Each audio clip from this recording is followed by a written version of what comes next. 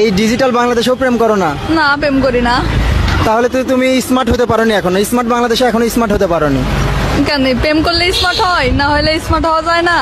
रुको जरा सबर करो। যেহেতু করো না, তাহলে তোমার কাছে একটা কঠিন প্রশ্ন, সেটা হচ্ছে বর্তমান সময়ের মেয়েরা কোন ধরনের ছেলেদেরকে পছন্দ করে?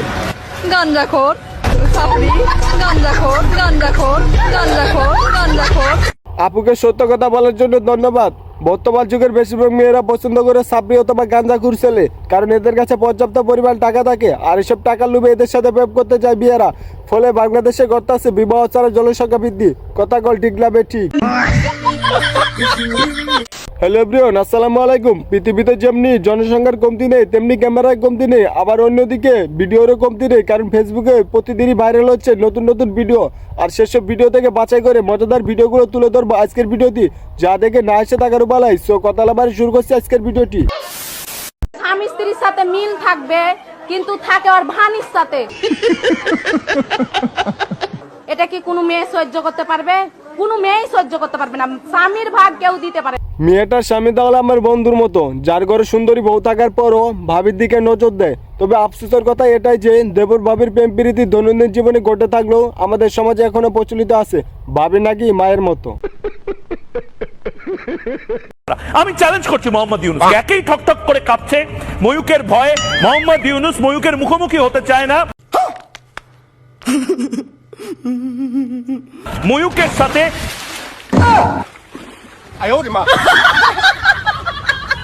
ময়লা ফালাইলো কেডা এখানে? মৌক দাদা ফাইনালি ডাস্টবিনে পড়ে গেছে, এটাই তার জন্য প্রাপ্য জায়গা। এবার সে ঠিক জায়গাতেই পড়ে গেছে। তবে স্বপন আহমেদ প্লিজ তারে উঠায় না, কারণ এই যদি উঠায় তারপর আবার পাগলামি শুরু করবো।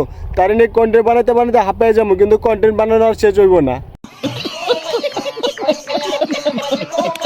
আছেন আপনার প্রাক্তন কি আপনাকে নিয়ে আফসোস করে? হ্যাঁ, আমার প্রাক্তন আমাকে নিয়ে খুশি এবং প্রাউড। সে আমাকে ফোন কল করে স্বাধীনতার শুভেচ্ছা দিয়েছিল অগস্টের 5 তারিখে। इतना सुकून। Last one? দুইজনই, 3টা প্রেম করছি তো আমি, দুজনই। আরেকটা বোধহয় নাই দেশে বা মরে চলে গেছে, আই ডোন্ট নো।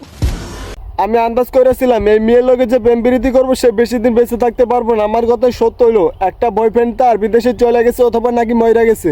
আরো 2টা আছে, তার স্বাধীনতার শুভেচ্ছা জানাইছে।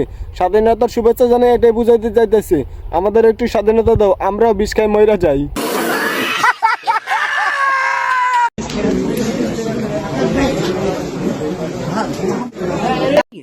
बहुत तेज हो रहा है, बहुत तेज हो रहा এত কম বাজেটের টাকাটা আমি জীবনেও দেখি নাই। ব্যাংকে ডাকাতি করতে গেছে, তাও লাগে মাত্র 15 লাখ টাকার জন্য, আবার সেটাও গেছে খেলনা পিস্তল নিয়া। ভাই হেলমেটটা তোমার উল্টা পড়ছে, সুন্দর লাগছে। আপনারে কাউকে অপমান করার পর তারপরে কিভাবে খুশি করতে হয় সেটা এই বাইটার কাছ থেকে শেখা উচিত। প্রথমে বলো হেলমেটটা উল্টো পড়ছে, তারপর আবার খুশি করার জন্য বলতেছে এমনিতেও সুন্দর লাগতেছিল।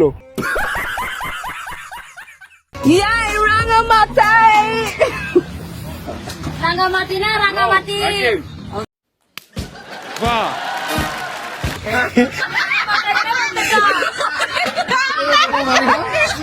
বাঙালি মহিলা আবার বাংলা কথা শুদ্ধ করে বলতে পারে, এটা কিসের মহিলা?